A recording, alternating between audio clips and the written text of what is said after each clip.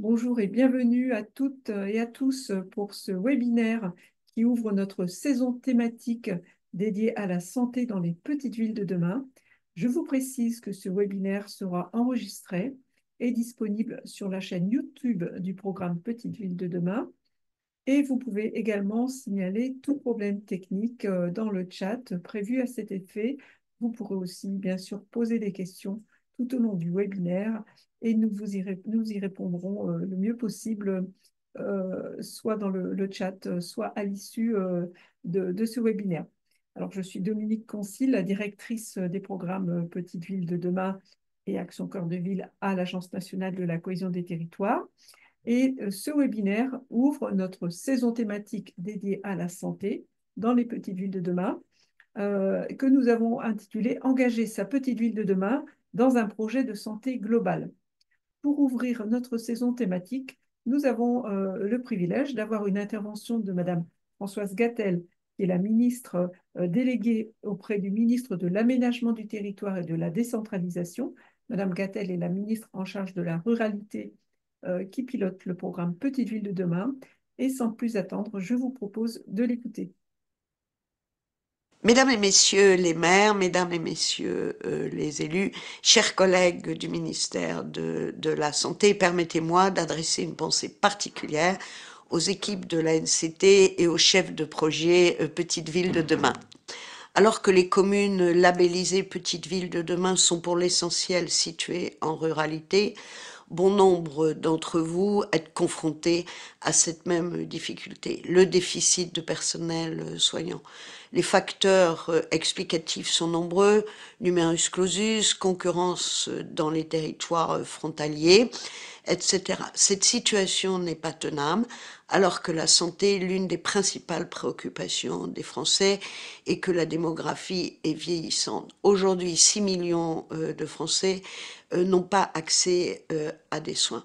Le renoncement aux soins que peut impliquer un éloignement géographique et social ne fait que dégrader l'état de santé de publics fragiles avec des retombées négatives sur leur espérance de vie. Il nous revient donc de faire en sorte que chaque Français ait accès à proximité de chez lui à une offre de soins de qualité et un tarif abordable. C'est pour cette raison que le Premier ministre que j'ai eu l'honneur d'accompagner s'est rendu récemment dans le Cantal pour faire des annonces destinées à améliorer l'accès aux soins dans les territoires ruraux. Je pense notamment aux jours de consultation que les médecins devront effectuer dans des zones sous-denses, à l'ouverture dans tous les départements d'une première année de médecine, au développement des assistants médicaux pour libérer du temps médical en délestant les médecins d'actes administratifs fastidieux. Vous le voyez, cette question est centrale pour le gouvernement, mais l'implication des collectivités territoriales est indispensable pour améliorer cet accès aux soins partout dans le pays. Et nous savons l'engagement des collectivités dans ce sujet de l'accès aux soins. Dans les petites villes de demain, vous réalisez déjà ce travail puisque vous améliorez le cadre de vie de nos concitoyens, ce qui a des incidences positives directes sur leur santé, mais aussi par les projets que vous engagez, grâce auxquels vous donnez aussi envie aux professionnels de santé d'exercer, de s'installer dans vos communes par un cadre de vie agréable et une offre de services intéressante. Ce travail est indispensable et c'est pourquoi je suis très heureuse que l'ANCT organise une réunion sur le thème de la santé. Je rappelle également que le plan France Ruralité, dont je réalise actuellement une évaluation, comprend d'ores et déjà 4 axes de mesures en ce sens: déploiement des maisons de santé, mise en circulation de médicobus, réforme de la 4e année de médecine avec le déploiement des docteurs juniors et couverture du territoire en CPTS. L'acte 2 du plan France Ruralité, dont j'espère de tout cœur qu'il verra le jour après le comité interministériel à la ruralité qui devrait se dérouler fin juin, sera encore plus ambitieux en matière de santé parce que la santé est une absolue priorité et le préalable à toutes les autres ambitions. Mesdames et messieurs, je vais conclure, mais j'ai à cœur de vous dire qu'alors que je sillonne le pays, visite de nombreuses communes au cours de mes 32 déplacements dans des départements différents, communes bénéficiaires du programme Petite Ville de demain, je suis impressionnée par l'implication et la créativité dont vous faites preuve, vous les chargés de projet et vous les élus. Alors vraiment, pour le cœur que vous mettez à l'ouvrage, le travail que vous effectuez, je tiens à vous exprimer ma profonde gratitude. Vous êtes l'expression du cœur battant de notre démocratie. Très bon webinaire à vous tous et à très bientôt.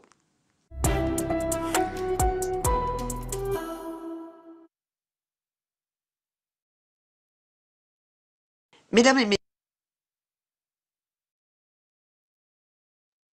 Merci, Madame la Ministre. Merci pour vos propos introductifs de cette saison thématique. Comme l'a dit Madame Françoise Gattel, la santé est une absolue priorité et le préalable à toutes les autres ambitions. C'est une phrase qui m'a semblé importante de rappeler lors de cette introduction. Se préoccuper de la santé, en effet, c'est le sujet que nous avons souhaité retenir pour cette saison thématique. Se préoccuper de la santé, c'est tout simplement vouloir œuvrer pour améliorer la qualité de vie des habitants des petites villes de demain. Et c'est bien l'objectif principal du programme Petites villes de demain, améliorer la qualité de vie des habitants. C'est pourquoi sur cette table ronde et sur ce temps de webinaire, je suis ravie d'être accompagnée par Monsieur Florian Bon, qui est le chef du bureau de l'accès territorial aux soins à la Direction générale de l'offre de santé. Et je serai également accompagnée par Monsieur François Beck, directeur de la prévention et de la promotion de la santé chez Santé publique France. Merci à eux d'avoir accepté d'intervenir lors de ce webinaire d'introduction de notre saison thématique. Alors, vous le savez, cette saison thématique, traditionnellement, c'est l'occasion pour les élus, pour les chefs de projet Petite Ville de demain, de découvrir des initiatives, de découvrir des retours d'expérience, des témoignages de communes Petite Ville de demain autour des enjeux de santé, découvrir des leviers d'action également pour créer un environnement favorable à la santé au sein de la Petite Ville de demain. C'est aussi, je l'espère, l'occasion pour vous, pour nous, de prendre un petit peu de recul en présence d'experts, en présence de partenaires du programme, prendre du recul pour mieux prendre en compte la santé dans la mise en œuvre des projets Petites Villes de demain. La NCT, au travers de son programme France Ruralité, déploie un certain nombre de mesures qui sont d'ores et déjà applicables. Madame la ministre les a rappelées. Je veux parler bien sûr des 4000 maisons de santé pluridisciplinaires qui sont l'objectif affiché dans le plan France Ruralité à l'horizon de 2027. Je veux parler aussi des médicobus. Il y a un objectif de 100 médicobus pour continuer de garantir l'accès aux soins partout sur le territoire. Je vais également parler du déploiement des CPTS, les communautés professionnelles territoriales de santé, qui visent à permettre une meilleure articulation entre tous les professionnels de santé. Et puis la quatrième mesure du plan France Ruralité, qui a également été citée par Madame la ministre, c'est accompagner l'installation des futurs médecins sur le territoire grâce à la quatrième année de formation en médecine générale. C'est autant de mesures qui existent déjà, qui visent à renforcer la cohésion des territoires en matière de santé. Mais je crois qu'il faut aussi tout de suite qu'on redise lors de ce webinaire d'introduction que la santé, ce n'est pas que l'offre de soins, c'est aussi s'inscrire dans une réflexion plus large où on s'intéresse au cadre de vie. En effet, au-delà de l'offre de soins, les conditions de vie, l'environnement, l'aménagement du territoire, tout ça, ça a forcément un impact sur les conditions de vie et donc cela a un impact aussi sur la santé de nos concitoyens. Et ce sont des éléments sur lesquels on peut aussi essayer d'agir quand on est un élu, quand on est un chef de projet dans une petite ville de demain. Vous savez, les collectivités, et nous l'avons découvert en recherchant des projets dans les petites villes de demain pour illustrer cette saison thématique, les collectivités peuvent agir pour créer des conditions d'accueil, par exemple des conditions d'accueil plus attractives qui permettent de favoriser l'arrivée et le maintien sur le territoire de professionnels de santé. Quelques mots également sur le programme Petite Ville de demain. Le programme Petite Ville de demain, c'est un programme avec de nombreuses innovations en matière de santé. Vous le savez, le programme aujourd'hui, il est dans sa phase pleinement opérationnelle. La dynamique se poursuit et les premiers résultats sont déjà visibles avec une moyenne de 34 actions par convention cadre dans les petites villes de demain. 34 actions par convention cadre.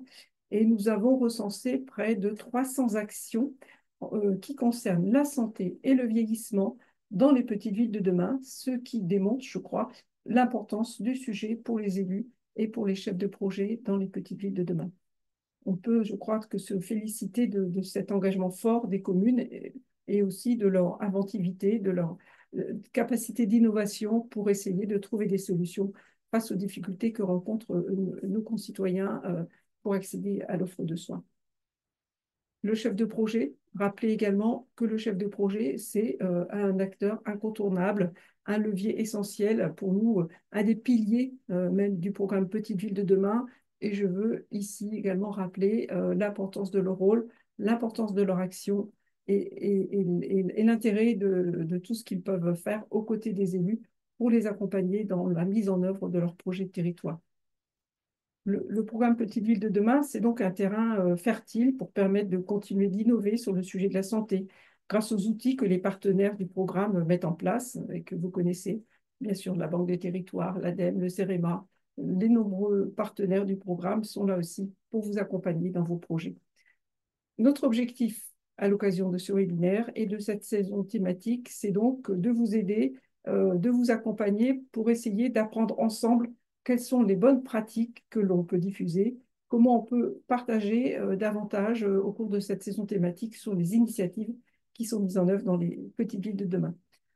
Sans être trop longue et en conclusion de ce propos introductif, je voulais remercier les partenaires du programme qui contribuent à la saison thématique, remercier le CEREMA, l'ADEME, le réseau francophone des villes amies des aînés, mais aussi Santé publique France et la DGOS qui sont présentes, mais à qui je vais bientôt céder la parole, les CAUE qui contribuent également, l'agence urbanisme région grenobloise, les chercheurs qui nous accompagnent, les services déconcentrés aussi, qui sont des services vraiment stratégiques et indispensables à la mise en œuvre des projets auprès des élus. Et puis, je vous souhaite bien sûr une très bonne saison thématique à tous. Et je vais désormais céder la parole pour débuter ce premier webinaire à nos intervenants afin d'avoir un temps d'échange sur les enjeux en matière de santé auxquels sont confrontées les petites villes de demain. Donc, je vais tout d'abord passer la parole à Monsieur Florian Bon, qui est chef du bureau de l'accès aux soins dans les territoires au sein de la Direction générale de l'offre de soins, la DGOS.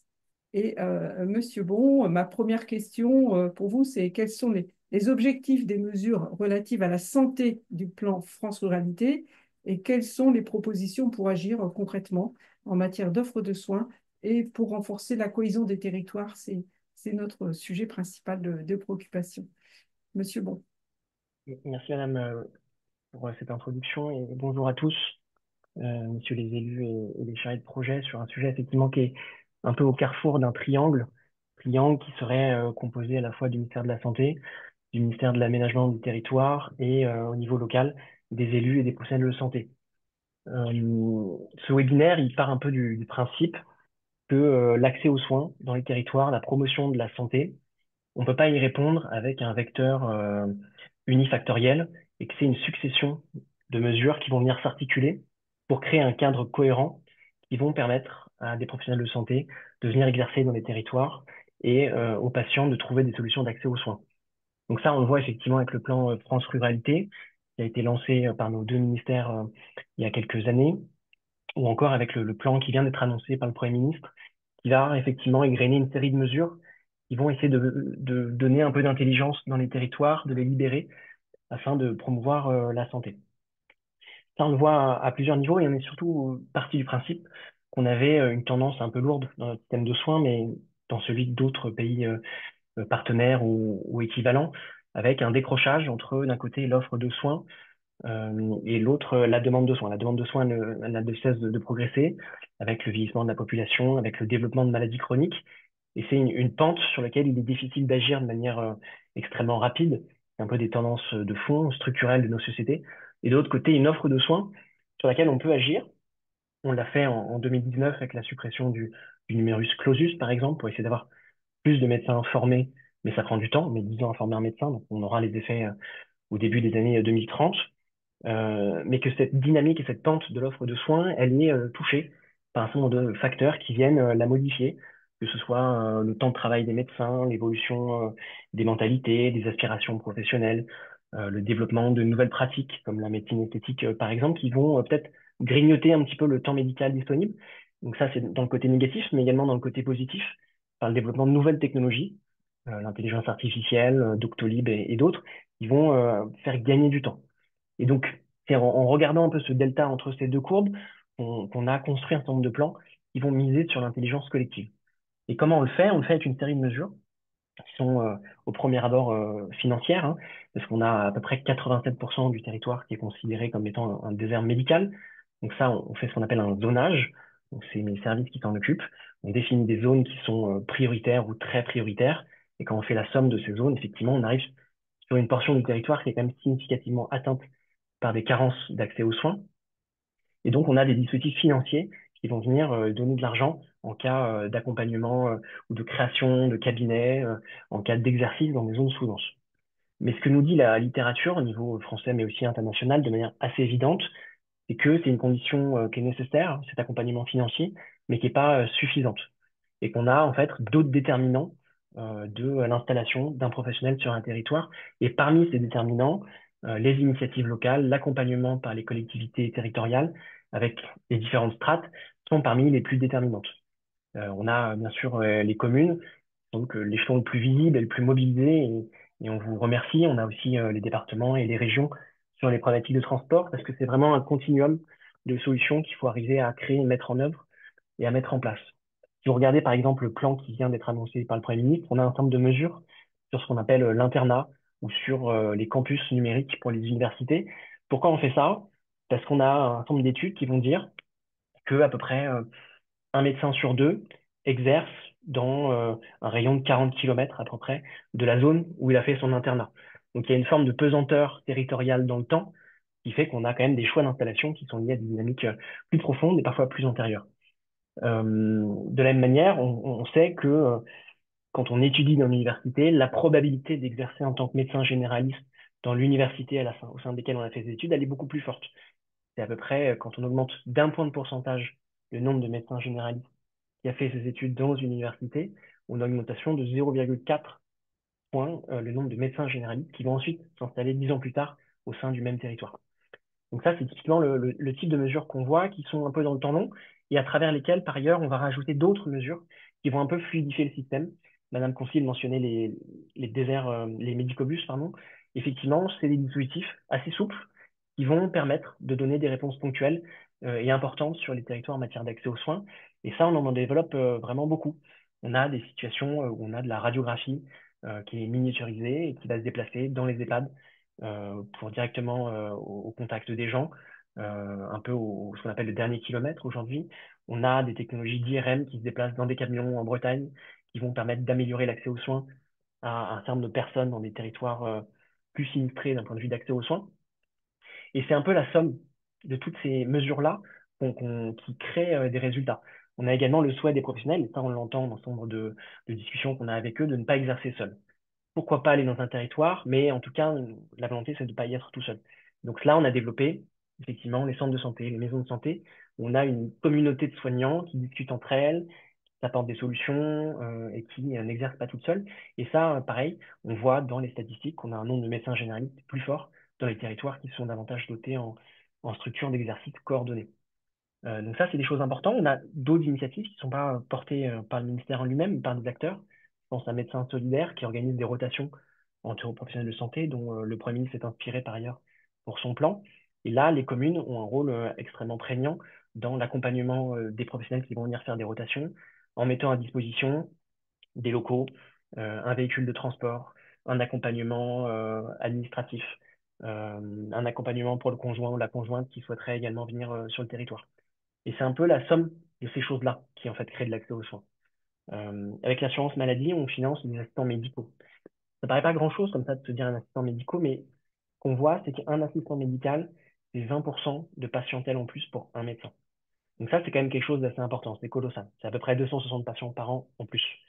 Si on augmente le nombre d'assistants médicaux formés, et on a quasiment un rythme industriel de formation pour y arriver, on augmente le nombre de consultations disponibles sur un territoire de manière vraiment significative.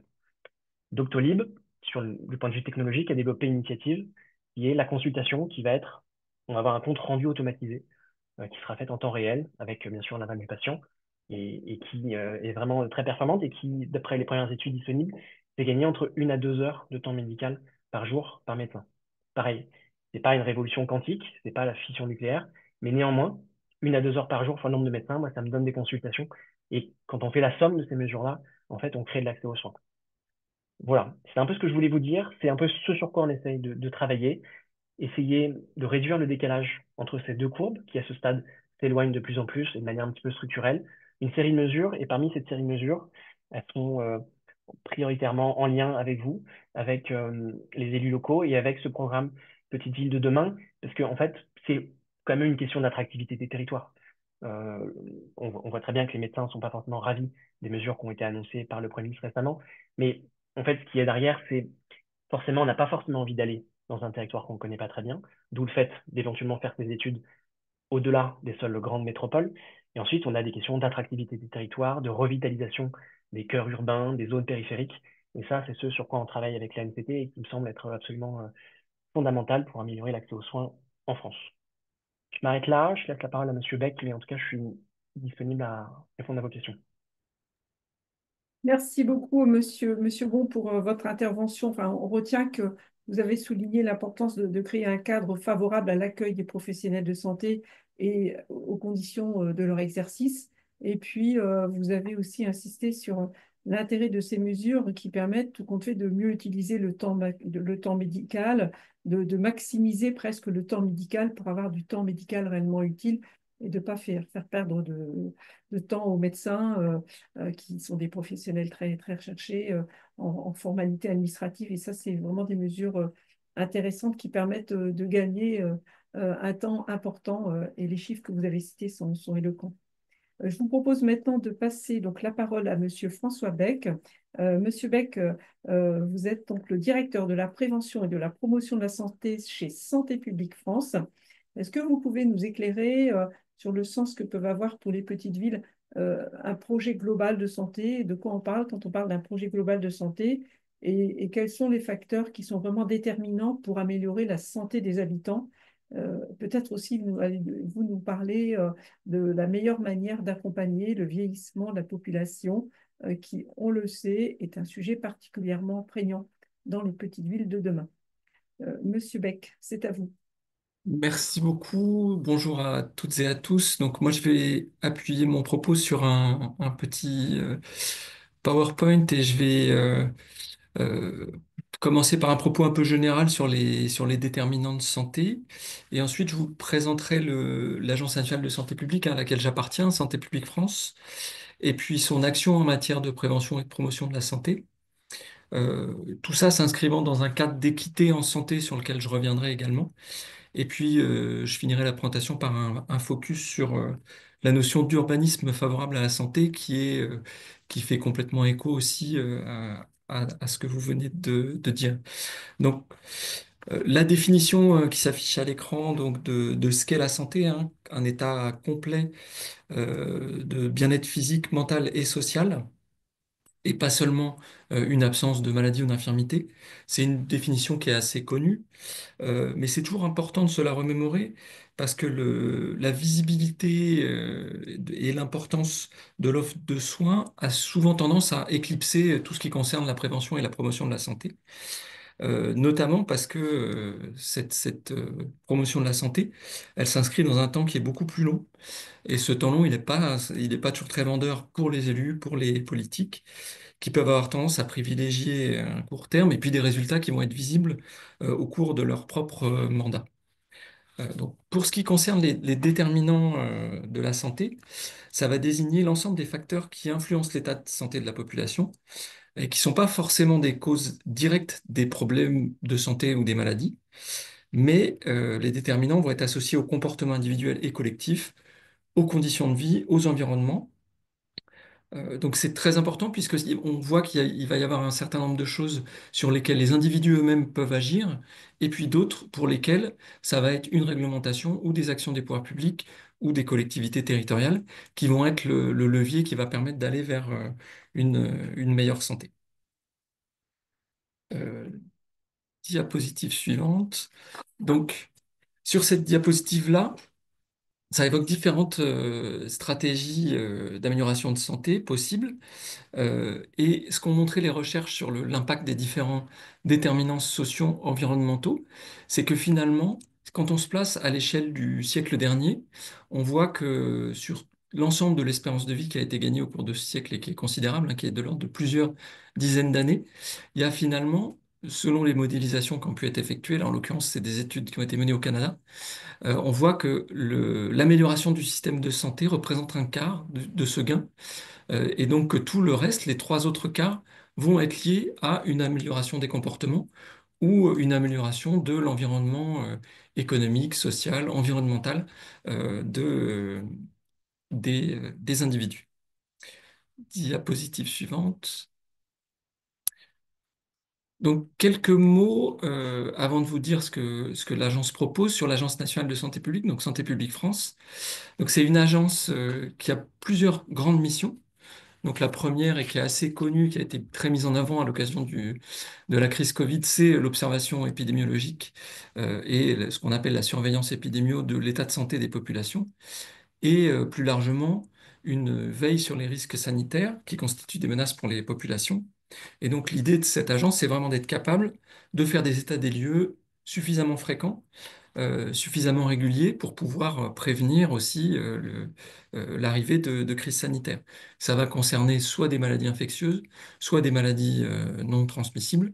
Donc le champ de l'agence est de ce point de vue assez large.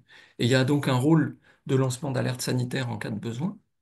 Et puis il y a les parties dont je m'occupe plus particulièrement qui sont autour de la promotion de la santé, de la réduction des risques sur la santé et puis le développement de tout ce qui va concerner l'éducation à la santé. Donc c'est vraiment comment est-ce qu'on accompagne le citoyen pour aller vers une meilleure santé. Tout ça s'inscrit dans un système de valeurs sur lequel je serai amené à revenir tout à l'heure et qui se donne pour ambition de réduire les inégalités sociales et territoriales de santé dans une optique générale d'équité en santé. Hein. Mais ça, j'y reviendrai un petit peu plus tard. Diapositive suivante. Donc, ce que propose l'agence, c'est à la fois donc ce que j'évoquais à l'instant, c'est-à-dire un système de surveillance qui soit tourné vers les utilisateurs. Donc notre système qui s'appelle Odyssey et qui est un système d'open data et de fourniture d'indicateurs à des niveaux territoriaux. Alors peut-être pas aussi fins que ceux que vous pouvez espérer, mais en tout cas qui permettent de nuancer un peu ce qu'on observe sur les différents territoires. Et puis l'autre grande partie sur la prévention et la promotion de la santé, c'est notamment une offre à la fois d'aide à distance en santé, avec une base digitale assez forte, hein, de nombreux sites Internet qui sont des ressources pour l'ensemble de la population, sur laquelle tous les acteurs de santé et les collectivités territoriales aussi peuvent s'adosser. On voit ici donc que ça concerne beaucoup les addictions. Il y a un certain nombre de ressources du type alcool infoservice, drogue infoservice, joueurs infoservice. On a aussi pour tout ce qui concerne la santé sexuelle et qui est une question très importante aussi de santé publique et pour laquelle c'est parfois difficile de se situer en interlocuteur, notamment pour les adolescents. Là, on va proposer un certain nombre de ressources digitales qui permettent d'apporter des réponses aux jeunes, des réponses aussi sur l'orientation sexuelle, sur les problématiques de consentement, sur évidemment le risque d'infection sexuellement transmissible. Donc des choses très complètes. Et puis aussi un certain nombre de sites qui vont être des propositions en plus liées à des populations particulières. On a un site sur les 1000 premiers jours, donc d'accompagnement des futurs parents et des parents de très jeunes enfants. Des sites sur la nutrition et l'activité physique, un site qui s'appelle Manger Bouger. Donc c'est une offre, notamment digitale, qui est assez importante.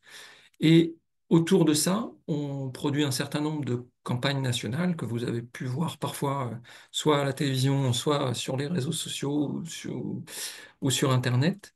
Et puis un certain nombre de documents, de flyers, d'affiches qu'on peut proposer euh, dans des maisons de santé, dans des cabinets médicaux, mais aussi dans d'autres lieux des territoires. Et puis des flyers, des petites brochures pour permettre d'approfondir une thématique particulière de santé publique. Diapositive suivante. Donc, la stratégie en matière de prévention et de promotion de la santé à Santé publique France, bah, c'est vraiment, on vise l'amélioration de la santé de l'ensemble de la population, mais on considère aussi des populations, c'est-à-dire que nos cibles vont être des individus parfois très différents les uns des autres. Évidemment, il y a les jeunes et puis les populations plus âgées, mais il peut y avoir aussi les personnes très éloignées du soin, les minorités sexuelles, par exemple, donc des cibles très variables. Et donc, on s'inscrit dans une logique qu'on appelle l'universalisme proportionné et qui va consister à essayer de toucher l'ensemble de la population, comme je viens de le dire, mais surtout essayer de le faire en dosant notre intervention pour essayer de joindre les populations les plus vulnérables, celles qui en ont le plus besoin, donc celles qui souffrent le plus des inégalités sociales. Et donc pour ça, on a un certain nombre de stratégies. On s'appuie aussi sur une notion qui est celle de littératie en santé, c'est-à-dire qu'on rend nos productions les plus compréhensibles possibles pour que les individus qui sont visés puissent se les approprier le plus facilement. Si on faisait pas cet effort-là, ce seraient les personnes les plus éduqués, les mieux formés, qui tireraient le plus profit des actions qu'on mène. Donc on a vraiment cet effort-là donc, pour limiter les inégalités sociales et territoriales de santé, d'universalisme proportionné. Je veux bien qu'on reste un tout petit peu sur la slide précédente. Puisque je voulais dire un mot cette question importante du plaidoyer. Donc, dans nos stratégies, il y a donc ce qu'on mène nous et qui est plutôt ce qu'on appelle du marketing social, c'est-à-dire des grandes campagnes nationales qui s'appuient sur une offre d'aide à distance en santé. Mais on est là aussi pour essayer de développer et soutenir des plaidoyers en faveur des environnements favorables à la santé et essayer d'appuyer le développement de la prévention et de la promotion de la santé sur l'ensemble des territoires. Donc, nous, notre point de vue, notre certitude, c'est que les collectivités territoriales, elles peuvent contribuer à un écosystème ou à des dynamiques de proximité qui soient favorables à l'adoption de comportements protecteurs pour la santé. Et ça se passe en agissant sur les environnements, sur les conditions de vie de la population. On peut arriver à favoriser une alimentation équilibrée, une activité physique régulière, facilitée par des infrastructures, des mobilités actives, un sommeil de qualité. On vient d'en parler, l'accès aux professionnels de santé, mais il y a tout un tas de facteurs protecteurs qui se jouent complètement au niveau territorial le plus fin. Donc, les collectivités, elles peuvent aussi se faire le relais des messages de prévention, promouvoir les dépistages, par exemple, encourager le recours aux consultations préventives. Et là, il y a une offre assez récente qui s'appelle Mon bilan prévention et qui s'adresse en particulier, enfin, à différentes tranches d'âge, mais en particulier aux adultes à mi-vie, donc autour de 40-50 ans, parce qu'on sait que c'est une période de la vie qui peut être oui, où on peut prendre en compte assez fortement les messages de prévention, puisqu'on voit peut-être aussi plus concrètement les problèmes de santé arriver, ce qui est très peu le cas à l'adolescence, hein. On a tendance à mettre ça très à distance. Donc il y a vraiment des choses à faire intéressantes de ce point de vue-là, euh, à la fois sur les territoires et en matière de plaidoyer. Diapositive suivante.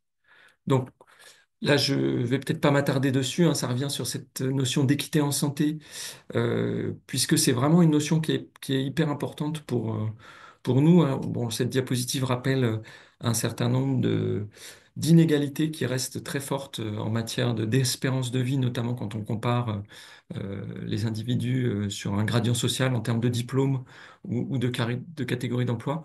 Je ne m'attarde pas là-dessus, c'est des résultats qui sont très connus, mais notre action vise vraiment à essayer de faire en sorte que ce soit de moins en moins le cas et d'essayer de parvenir à l'équité en santé. Diapositive suivante. Alors, je voulais, pour conclure cette très courte présentation, qui est vraiment une introduction aussi, hein, à ce que les autres webinaires permettront, ce sur quoi les autres webinaires permettront de revenir, dire quelques mots sur la question du changement climatique et des conséquences des fortes chaleurs sur la santé. Donc là, on rappelle que le coût économique des vagues de chaleur entre 2015 et 2020 a été estimé à environ 5 milliards d'euros par an. Donc c'est des coûts qui sont considérables, hein, si on le prend les coûts au sens large. Et sur la région Île-de-France, on a compté 8000 décès directement attribués à la chaleur entre 2000 et 2017. Et plus des deux tiers de ces décès ont lieu dans des territoires qui sont particulièrement vulnérables à la chaleur. Donc des habitations enfin des habitants qui ont un niveau socio-économique plus faible et ou des zones qui sont très densément peuplées. Et donc là, ça rejoint complètement cette question d'équité en santé que je viens d'évoquer. Il faut savoir aussi que le surrisque de décès lié à la chaleur est de 18% dans les communes les plus artificialisées et que le fait de vivre dans un îlot de chaleur multiplie le risque de décès par 2 ou 3 en cas de canicule. Donc on est quand même face à des enjeux qui sont parfois sous-estimés par le grand public, mais qui restent extrêmement importants en termes de conséquences sanitaires directes. Donc ce qu'on propose à Santé publique France depuis l'année dernière, c'est un dispositif en digital qui s'appelle Vivre avec la chaleur, qui est un site internet. Et l'idée qu'il y a derrière, c'est d'encourager l'anticipation, c'est-à-dire encourager la population à ancrer dans son quotidien des comportements qui soient favorables à la santé dès que les températures commencent à augmenter pour limiter les impacts qu'elles pourront avoir, notamment en cas de canicule ou de survenue de très forte chaleur. Diapositive suivante. Et donc, au-delà de ces des actions de promotion de la santé, on a vu tout à l'heure qu'il était primordial de pouvoir offrir des environnements urbains qui soient de qualité, c'est-à-dire des espaces verts, des espaces bleus, des espaces favorisant les mobilités actives, essayer d'œuvrer à l'amélioration de la qualité de l'air, même si c'est parfois très compliqué, chercher à limiter le bruit aussi. Tout ça va avoir un effet positif cumulatif, puisque ça permet à la fois d'améliorer la santé de nos concitoyens, mais aussi de contribuer à l'adaptation et à l'atténuation du changement climatique, tout en protégeant la biodiversité des espaces urbains. Donc ça peut prendre des formes différentes, avec des bénéfices sanitaires associés, qui sont parfois méconnus, mais qui peuvent s'avérer, notamment quand ils sont cumulés, très importants. Par exemple, le fait que marcher chaque jour 10 minutes de plus peut réduire la mortalité de 3%. Végétaliser davantage peut réduire la mortalité de 3 à 7%. Limiter l'exposition aux particules fines aussi, réduire la mortalité de 7 à 12%. Et puis des choses peut-être moins directement attribuables, mais qui sont quand même très importantes. Quand on respecte les niveaux de bruit recommandés par l'OMS, on peut améliorer donc le sommeil de la population. Et le sommeil est lui-même un déterminant majeur de la santé, hein, que ce soit la santé mentale ou aussi les maladies non transmissibles. Donc c'est vraiment des choses qui, en cumulé, peuvent devenir absolument fondamentales pour améliorer la santé des citoyens. Diapositive suivante. Donc, quelques éléments d'une publication qu'on a à Santé publique France et qui s'appelle La santé en action. Je l'évoque ici parce que c'est une publication qui est très lisible, hein, que le lectorat, c'est pratiquement le grand public, c'est le grand public intéressé par les questions de santé. Mais cette revue, elle est intéressante parce qu'elle redonne le cadre théorique, le cadre un peu conceptuel, notamment bah, sur l'urbanisme favorable à la santé, comme c'est le cas ici, ou la préservation de la nature.